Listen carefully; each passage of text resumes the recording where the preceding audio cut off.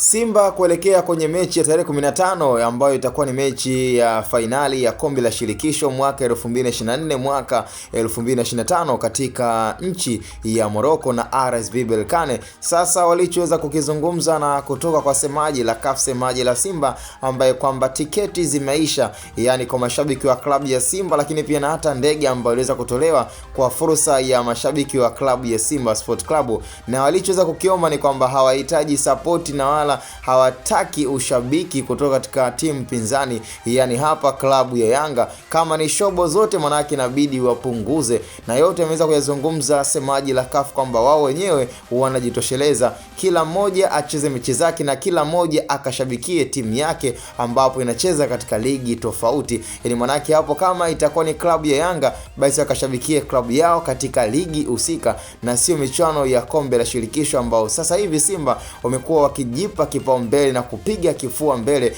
wakiamini kombe linakuja ndani ya ardhi ya Simba Sport Club, ndani ya pale Msimbazi, ambapo kila mmoja na imani analisubiri kwa hamu, na yote yanawezekana kwa jitihada ubora wa klabu ya Simba na mpaka sasa hivi vibe lilopo na hata utabiri ambao ulishawahi kuzungumziwa kwa miaka ya nyuma kwamba itafika kipindi, yani kwa muda ambao Yanga alipata nafasi ya kuweza kulichukua kombe la shirikisho ikashindikana.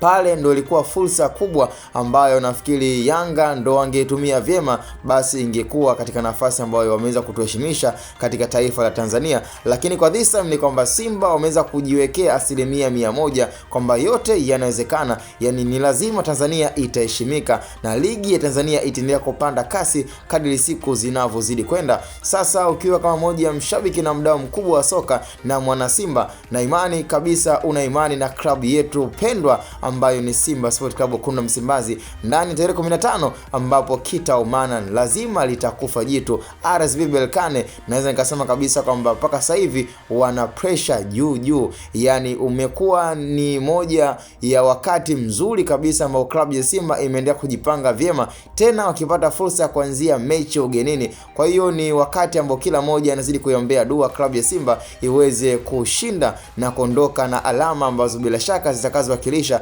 katika mechi marudiano katika uwanja wa Benjamin Mkapa. Naweza nikakupa fursa na nafasi kabisa ya kuzungumza na kutoa maoni na dua kwa klabu ya Simba. Sema na wakaribisha zaidi kwa wale wanaotakiwa kufanyia matangazo ama anayetaka promotion zaidi ya biashara yake, basi wasiliana nami kwa nambari 0684006225. Noma sana, na hii ni Hatboy Media. Sold out all the ticket. Noma sana kwa klabu ya Simba ambayo kwa sasa haina mpinzani wewe.